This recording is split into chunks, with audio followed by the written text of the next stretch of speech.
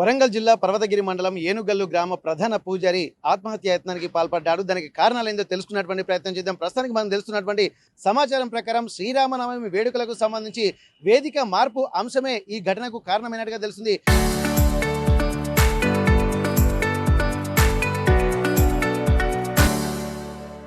మరి దానికి ఎందుకు ఇంత విభేదాలు తలెత్తాయి, బలవన్మరణానికి ప్రయత్నించడానికి గల కారణం ఏంటి తెలుసుకునేటువంటి ప్రయత్నం చేద్దాం. ప్రస్తుతానికి ఇక్కడ తను హన్మకొండలోని ఒక ప్రైవేట్ ఆసుపత్రిలో చికిత్స పొందుతున్నాడు.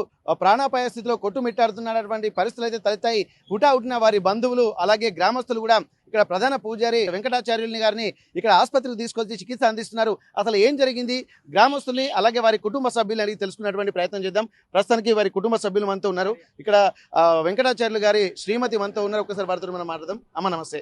ఇప్పుడు అయ్యగారు ఎందుకు ఇట్లాంటి పరిస్థితులకు పాల్పడ్డారు? ఎందుకంటే ఇప్పుడు సమాజంలో 4 విషయాలు కూడా చెప్పాల్సింది. గ్రామంలో ఉన్నటువంటి సమస్యలకు కూడా ఒక పరిష్కారం వెనకటి నుంచి కూడా అయ్యగారులు చెప్తున్నటువంటి పరిస్థితి ఉంది. పంచాయతీల పరంగా వస్తేనేమో గ్రామ పెద్దలు చెప్తా ఉంటారు. ఆధ్యాత్మిక విషయాలకు వచ్చేసరికి మాత్రం ప్రధాన పూజారులు ఒక ఇనిషియేషన్ తీసుకుంటూ ఉంటారు. మరి ఇట్లాంటి స్థితిలో ఉండి ఒక 75 ఏళ్లుగా పౌరోహితం ఆ గ్రామంలోనే చేస్తున్నారు అంటున్నారు. ప్రతి ఇంటికి అతను తెలిసి ఉంటుంది, సుపరిచితులై ఉంటారు. అట్లాంటప్పుడు అతనే బలవన్మరణానికి ప్రయత్నించడానికి గల కారణం ఏందనుకుంటున్నారు మీరు? మీకేం చెప్పారు? శ్రీరామనవమి ముందు ఏమైందనంటే అంతకుముందు శివాలయంలో వడ్ల పంతులు చేస్తాడు. కాకపోతే ఏంటంటే ఎన్నడూ అక్కడ జరగలేదు. సత్యమ్మ గుడి అని అంటే పెద్ద జాతరే అవుతుంది మాకు ఉగాది రోజు. ఎన్నడూ జరగలే అక్కడ. ఆ జరిగేది కూడా సరే పార్టీ పరంగా ఏ పరంగా చూసుకున్నా ఉమ్మడి ఏనుగల్ గ్రామం అనే మా వారు సంబోధిస్తాడు. ఆ రోజు ఏమైందనంటే ఆమె స్టేటస్లో ఏం పెట్టుడు, వడ్ల పంతుల్ని పిలిపించి మేము శ్రీరామ కళ్యాణం ఇక్కడ చేద్దామని అనుకుంటున్నాం, ఇదే నిర్ణయించినాం. కానీ కొంతమంది పెద్దల సమక్షంలో సంతకాలు తీసుకున్న ఆ పేపర్లు తీర్మానం ఒకవేళ ఇట్లా ఆ సర్పంచ్ అక్కడ అతనికి చేసే పూజారికి ఏమన్నా హాని చేసినా కానీ మేము ఈ సంతకం పెట్టిన ఇంతమంది గ్రామ సర్పంచ్ది నాదే బాధ్యత అని మొత్తం డీటెయిల్గా రాసి ఆమె పెట్టుడు, స్టేటస్లో పెట్టుడు. మా వారికి చూసి నేను 70 ఏళ్ళ నుంచి ఈ ఊర్లో ఉండి నాకు ఏ సపోర్ట్ చెప్పకుండా వడ్లాయనతో చేయిస్తున్నారు అన్న బాధతోనే మా వారు అప్పటికప్పుడు బొడ్రాయి దగ్గరకు వచ్చి పురుగుల మందు తెచ్చుకొని తాగడం జరిగింది. ఇప్పుడు 75 సంవత్సరాల నుంచి మీరు అదే గ్రామంలో ఉంటున్నారు, ఆధ్యాత్మికంగా సుపరిచితులుగా ఉంటున్నారు. మరి కొత్త పూజారిని నియమించడం వెనుక ఆంతర్యమే అని అనుకుంటున్నారు. మరి అసలు ఎప్పటికీ కళ్యాణం చేసేయడం అంటే బ్రాహ్మణులతోనే కళ్యాణం చేయించాలనుకుంటారు. ఒకవేళ బ్రాహ్మణులు లేకపోతే వేరే వాళ్ళతో చేయించేటువంటి సాంప్రదాయం. కానీ మరి ఇట్లాంటి నేపథ్యంలో ఎందుకు ఇతని వెంకటాచార్యులు గారిని పక్కన పెట్టి వారిని తీసుకోవాల్సినటువంటి అవసరం వచ్చింది? ఇది స్టేటస్లో పెట్టుకోవాల్సినటువంటి అవసరం ఉంది. మరి కొత్త కొత్త ఆలోచనలకు తెరదీయాల్సినటువంటి అవసరం ఎందుకు వచ్చింది అనుకుంటున్నారు?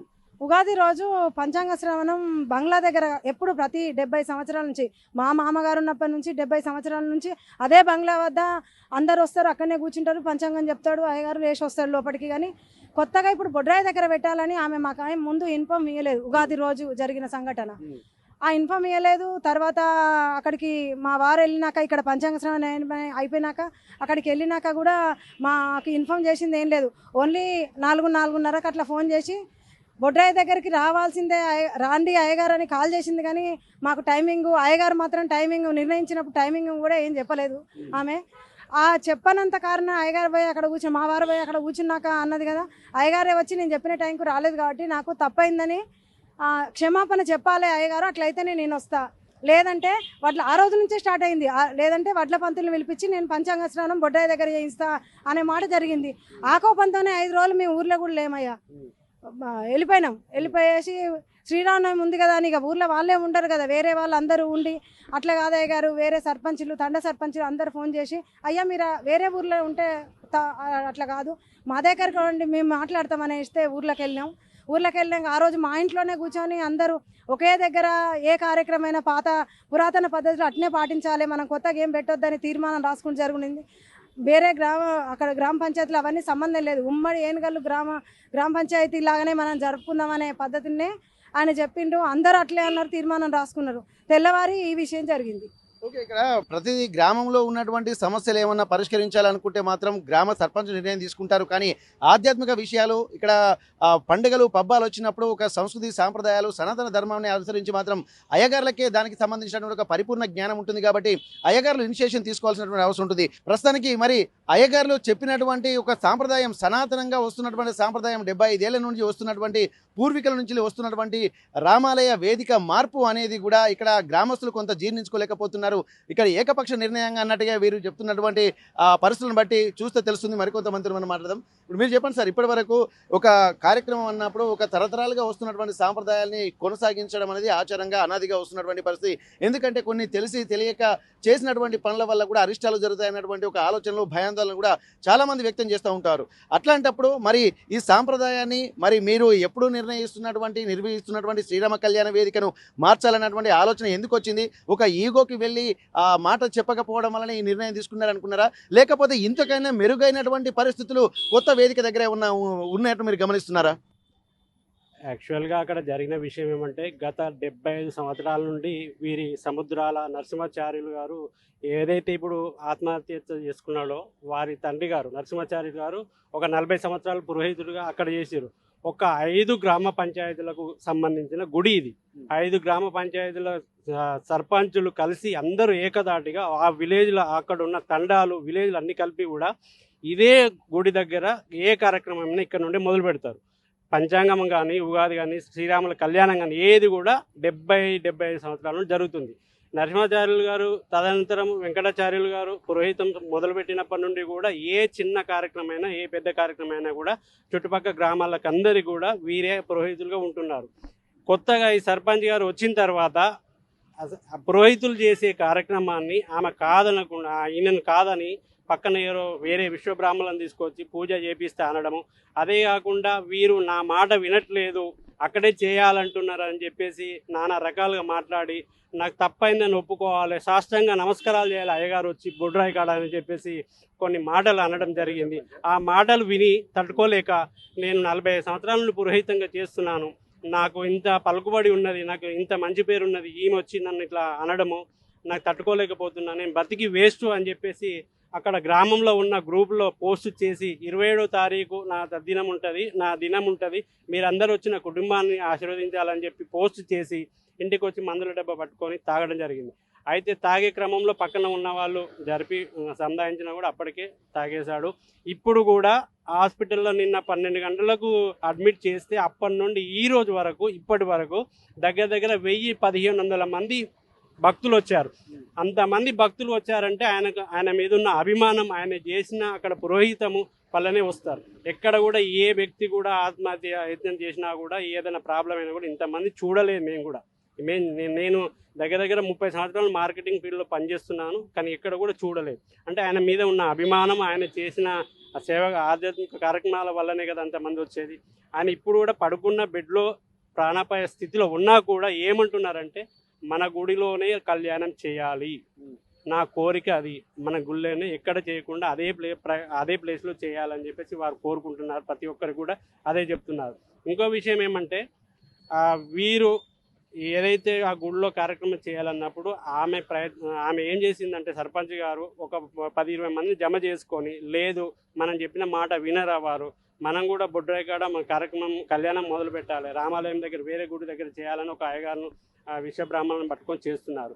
అయితే ఆమె వాస్తవంగా ఏనుగల్లు విలేజ్ కాదు, ఆమెది లింగాపురం పక్కన విలేజ్ నుండి ఇక్కడికి వచ్చారు. వీళ్ళ అయ్యగారింటి పక్కనే స్థలం తీసుకొని వీరి దగ్గరే ఉంటూ వీళ్ళ కుటుంబ సభ్యురాలుగా ఉంటూ ప్రతి విషయం కూడా మొన్న సర్పంచ్ ఎలక్షన్లో కూడా వీళ్ళు సహాయ సహకారాలు అందించారు ఆమెకు.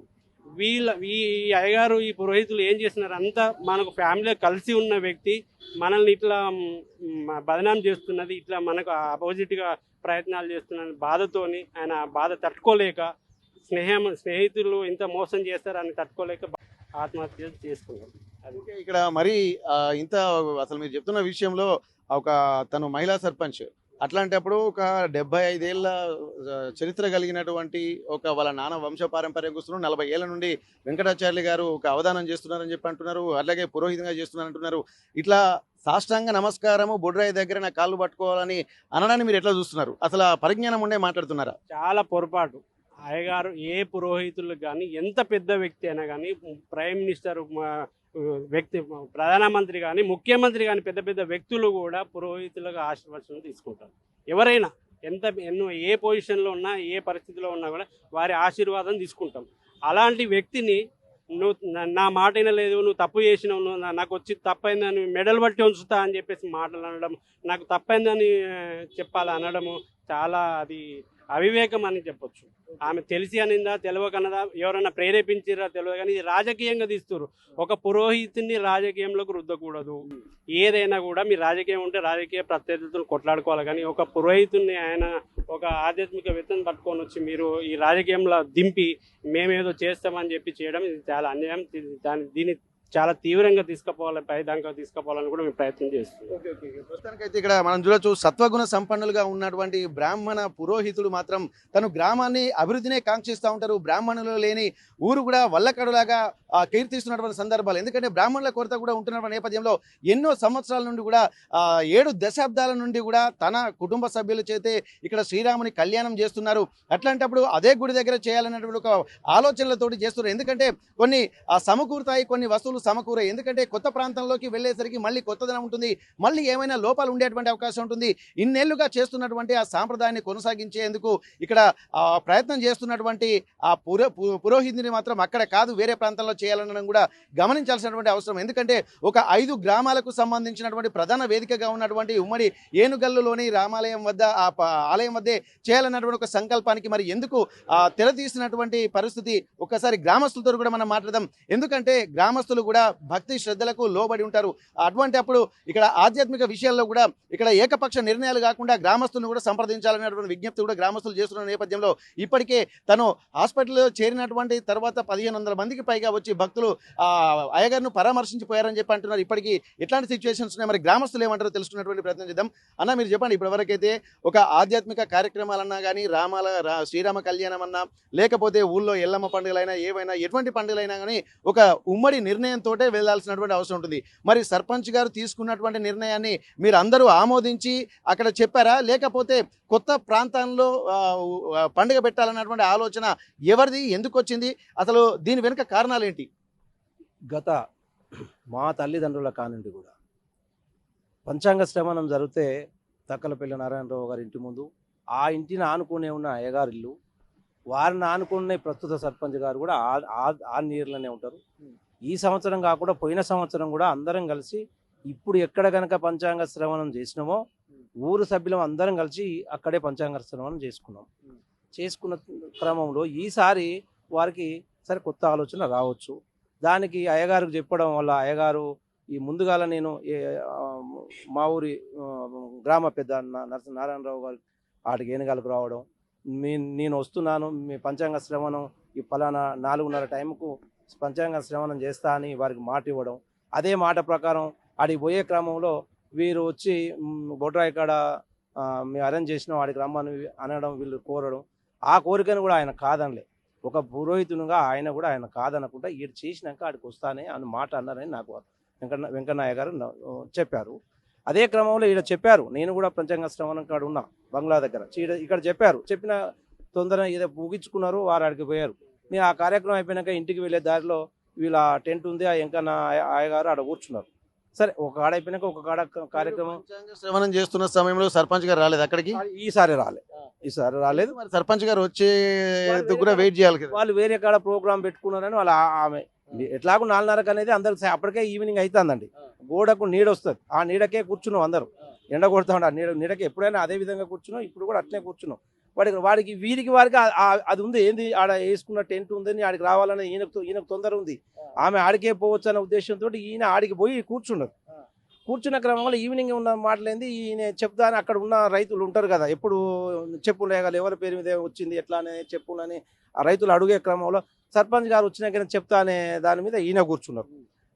ఆమె ఆడికి రాకపోతే నేను ఇక ఊళ్ళకెళ్ళని వెళ్ళిపోతా కానీ అని వాళ్ళ మధ్యన ఎంత సంభాషణ జరిగిందో మాకు మాత్రం తెలుసు.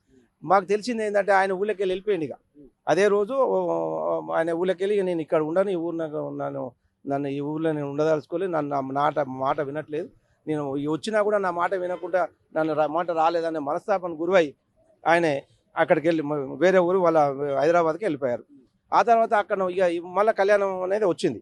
కళ్యాణం చేయాలనే టైం వచ్చినాక అందరూ 5 సర్పంచులు మళ్ళీ ఫోన్ చేసి మీరు కళ్యాణం వచ్చింది, మీరు రాకుంటే ఎట్లా, పురోహితులు గత సంవత్సరాల కానీ కొన్ని 40-40 ఏళ్ళకి మీరు ఉన్న కానీ మీ నాన్నగారు చేసి మీరు చేస్తా ఉన్నారు నన్ను వాళ్ళు రైతు మా గ్రామస్తుల నిర్ణయం వాళ్ళ ఆలోచన వాళ్ళ కోరిక మేరకు ఎన్నికలకు వచ్చినాక సరే కలిసి మాట్లాడుకున్నాం అని వాళ్ళ గ్రామ పంచాయతీ కాడికి పోయి మాట్లాడుకుంటే సరే ఆ సర్పంచ్ గారు అందుబాటులో లేరు, ఆడికి రాలేదు.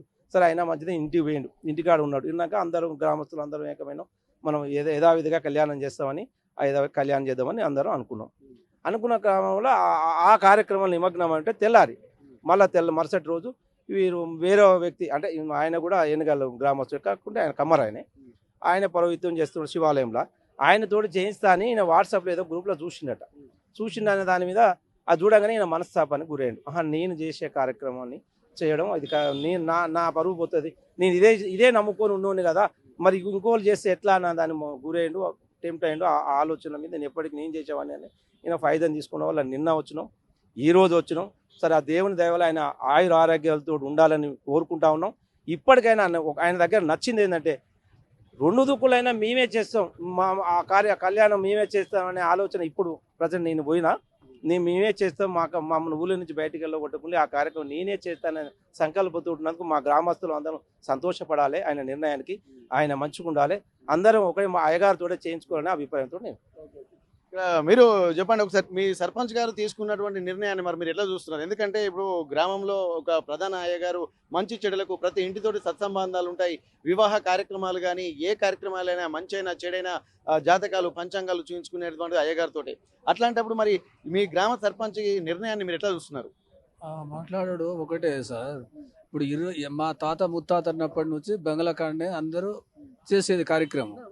అయితే గ్రామ పెద్దలు ఉంటారు కదా, ఆ గ్రామ పెద్దలతో ఇంటి ముంగట ఫస్ట్ జరిగినాకనే వీళ్ళు ఇక్కడ పార్టీ ప్రకారంగా ఎందుకు వీళ్ళు ఇక్కడికి రామన్నారు కదా, రామన్నందుకు వాళ్ళు ఏమనుకున్నారంటే వీళ్ళు వస్తలేరు కాబట్టి ఫస్ట్ ఎక్కడ చేసే కాడ అక్కడ కార్యక్రమం చేసి వాళ్ళు ఎక్కడ పిలిచినా, ఇప్పుడు అయ్యగారు అందరికి సమాధించింది కదా, తర్వాత అక్కడికి వెళ్తాననుకొని ఫస్ట్ చేసే కాడ చేసినాక పోతానంటే అదే టైంకి రావాలంటే ఎక్కడ అందుతామా సార్? ఇక్కడ మాట్లాడుతున్నారు మీరు వచ్చి ఇంకో కాడ అందాము 10 నిమిషాలు ఇటు అటు అవుతాం కదా, ఆ టైం తీసుకుంటే అయిపోయి కదా.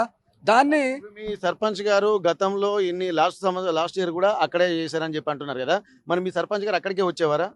అప్పుడు సర్పంచ్ లేదు కదా, ఆమె ఈ ఊరు కాదు, ఆమెది ఈ ఊరే కానీ అక్కడ అప్పుడు రాలే, అప్పుడు ఆమె వచ్చిందో రాలేదో తెలియదు. అప్పుడు మన సూటి సభ్యురాలే కదా, అప్పుడు సర్పంచ్ కాదు.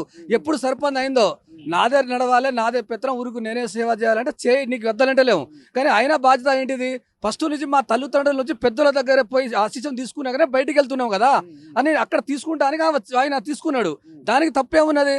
ఇక్కడ కొత్త 10 నిమిషాలు లేట్ అయినాడు కూర్చొని, ఆయన వచ్చినాక అక్కడ చెప్పిస్తే అయిపోయే పని ఇది. దీన్ని అయ్యగారిని మొత్తం ఇది చేసి ఇప్పుడు ఊరికి అయ్యగారు లేకుండా చేసే పరిస్థితికి వచ్చింది. ఆయన గడ్డి మందు తాగిండు. ఆయన అసలు ఏం జరుగుతుందో ఆ దేవుని మొక్కాలి మనం. మా ఊరుకు ఏం జరుగుతుందో ఆ దేవుని మొక్కాలి మనం. మా ఊరుకు 10,000 ఓటర్స్లు ఉన్నాం మేము, మాకు ఒక్కడే అయ్యగారు. ఆ అయ్యగారు లేకని బాధాలంటే ఇప్పుడు తండల ఊరు వాళ్ళందరూ కళ్ళలో నీళ్ళు ఉన్నది. 5 గ్రామ పంచాయతీలకు ఈ 5 గ్రామ పంచాయతీ సర్పంచులు కూడా ఒక్కటే దిక్కున వచ్చి చేసేది. ఎక్కడ ఏ సర్పంచ్ పిలిపియలే, ఈమె వచ్చిన కానుంచే పిలిపియుడు మొదలు పెట్టింది, వేరే రకం చేస్తుంది. కానీ ఎప్పుడైనా ఎందుకు ఇట్లా అంటే ఎందుకు ఈ ఆలోచనతో ఎందుకు చేస్తున్నారు అనుకుంటున్నారు? మీకు అనిపించింది ఏంది? ఎందుకంటే ఒక ఎన్ని ఏళ్ల నుంచి వస్తున్నటువంటి ఆలోచన, అహంకారం. అమ్మకు నేనే చేపిస్తా, నేనే సాధిస్తా, వీళ్ళ లెక్క ఎంత అనే ఫీలింగ్ లా పోస్తుంది. కానీ అయ్యగారి మీద చూపెట్టకొద్దు కదా, చూపెట్టుకుంటే వాళ్ళ పార్టీల విషయంలో చూసుకొని మనం వద్దనేది లేదు. కానీ ఒక అయ్యగారు ఊరికి సేవ చేసిన అయ్యగారి మీద చూపించేంత ఇది అవసరం లేదు. నేను నా అభిమానిగా చెప్తున్నా, నేను కూడా ఒక సర్పంచ్ గారు నిలబడే నేను ఓడిపోయినా వాళ్ళు ఎక్కడికి పట్టి అక్కడికి పోతే మన ఉంటే పోలే లేకుండా పోవద్దు. నువ్వు పిలిచిన కాడికైనా నువ్వు సర్పంచ్ అయినావు, నువ్వు పిలిచిన కాడికి వస్తాను అన్నాడు కదా, నేను రానని అంటే నువ్వు తిరస్కారం చేయి. ఆయన వస్తా అన్నప్పుడు నువ్వు తిరస్కారం చేసుడు కరెక్ట్ కాదు. ఆయన ఏమైనా అయితే అది ఆయన ఏమైనా జరిగితే ఆయన ఏమైనా అయిందనుకో మొత్తం ఆమె భరించాలి. ఇప్పుడు ఖర్చులు కూడా ఆమె భరించాలి. ఎప్పుడు 5 సంవత్సరాలు 5 ఈమెతోటి 5 గెలిచారు కదా, వాళ్ళు కూడా వచ్చి మాది ఎక్కడెక్కడ చేస్తామని వాళ్ళు అనలే కదా, ఆయన కించపరచలే కదా. ఆయన ఆ థియేటర్ చూసి మిగిలిన సర్పంచ్ అందరూ ఇక్కడే చేద్దామని అందరు హామీ ఇచ్చారు. అందరూ చందా కూడా వసూలు చేసుకున్నారు సార్. నేను కూడా ప్రతి సంవత్సరం 5,000 10,000 మా శాశక్తి అంత వరకు అందరు సహకరించేది. పెద్ద ఎత్తున చేసేది ఒక్క దిక్కున, ఒక గంభీరంగా ఉండేది. పెద్ద ఎత్తున చేస్తే ఎంత వాల్యూ ఉంటుంది? దానికి ఒక పెద్దోళ్ళు ఉంటారు, దానికి ప్రతి ఒక్కడు కుటుంబం కలిసి ఉంటే, పెద్దోళ్ళు కుటుంబం కలిసి ఉంటే ఎంత సంతోషం ఉంటుంది. ఇవాళ నువ్వు సర్పంచ్ కాగానే నేనే చక్రం తిప్పుతానంటే అది కరెక్ట్ కాదు సార్. నేను చెప్పేది అది అంతా ఇది ఉండవద్దు. అందరు మరి రేపే శ్రీరామనవమి, మరి ఇప్పుడు ఈ అయ్యగారేమో ఈ పరిస్థితులు ఇక్కడ ఉన్నారు, మరి రేపు మీరు అందరు కలిసి ఏం నిర్ణయం తీసుకున్నారు, మరి రేపు శ్రీరామనవమి కార్యక్రమం ఎట్లా చేస్తూ ఉంటారు, ఎట్లాంటి ఆలోచనకు వచ్చారు ఇప్పుడు? మరి అయితే మేము ఏమంటున్నాం సార్ అంటే ఇప్పుడు అయ్యగారు ఇప్పుడు ఎవరో ఒకళ్ళు అందరికైతే ఆలోచిస్తలేరు. ఆయన ఏసీలో ఉన్నాడు, ఆయన ఎవరో ఒకరితోటి కూడా అంటున్నాడు ఇప్పటికైనా నేను పక్కా రెండో దిక్కునైనా నా సభ్యులు ఉన్నారు, నా కొడుకులు ఉన్నారు, నా అల్లుళ్ళు ఉన్నారు, మా ఫ్యామిలీ ఉంది, నా తరపునే చేయాలి. నేను ఎట్లా అయితే దేవుడు ఉన్నాడు పైన, కానీ నేనైతే రెండు దిక్కున చేసినా కూడా నేనే చేస్తానే హామీ ఇస్తానంటే ఆయనకు మొక్కాలే. ఇంకా అంటే ఇప్పుడు ఇదివరకు ఒకటే చేశారా? దిక్కున చేసేది ఈ మళ్ళీ ఈ ఏడాది రెండు దిక్కులు చేయాలనే ఆలోచన వచ్చిందా? ఆలోచన ఆమెకు రెండో దిక్కున చేస్తానన్నా రెండు దిక్కున కూడా వచ్చి చేస్తా అంటాడు. ఎందుకు రెండు ప్రాంతాలు అందరూ ఒక దగ్గర ఉంటేనే కదా ఒక మంచి హుందతనంగా, కానీ మీరు చెప్పినట్టు చాలా అద్భుతంగా ఒక మంచి వాతావరణం ఉంటది కదా. అది ఓకే సార్, దానికి మేము కాదంటే అదే కరెక్ట్. కానీ ఆమె అట్లా ఆయిస్తలేదు. ఇప్పుడు కుటుంబం కలిసి ఒక్క దిక్కున చేస్తామన్నా అయ్యగారు ఓకే ఉన్నాడు, రెండు దిక్కున చేస్తామన్నా కూడా మేము ఉన్న మా సభ్యులు, మా అన్న ఉన్నాడు, మా తమ్ముడు కొడుకు ఉన్నాడు, మేము అక్కడ కూడా పోయి చేస్తామని కూడా హామీ ఇస్తుండ్రు వాళ్ళు. దాన్ని కూడా మనం సహకరించాలంటున్నాం. ఇప్పుడు ఆమె కూడా ఇప్పుడు జరిగింది ఇప్పటికైనా అందరితోటి కలిసి వచ్చి చేస్తే ఆమె కూడా సంతోషమే అంటున్నాం మేము. ఇక్కడ గమనించాల్సింది ఏంటంటే ఏనుగల్లు మేజర్ గ్రామ పంచాయతీ నుండి మొత్తం 5 కొత్త గ్రామ పంచాయతీలుగా మారినటువంటి నేపథ్యంలో మొత్తం 10,000 మంది వరకు ఇక్కడ గ్రామస్తులు ఉంటారని చెప్పి అంటున్నారు. గత 75 సంవత్సరాల నుండి కూడా ఇప్పుడు ఎక్కడైతే రామాలయం దగ్గర శ్రీరామనవమి కళ్యాణ వేడుకలు జరుపుతున్నారో అక్కడే జరపాలని చెప్పి మొత్తం 4 గ్రామ పంచాయతీల సర్పంచులు చెప్తున్నారు.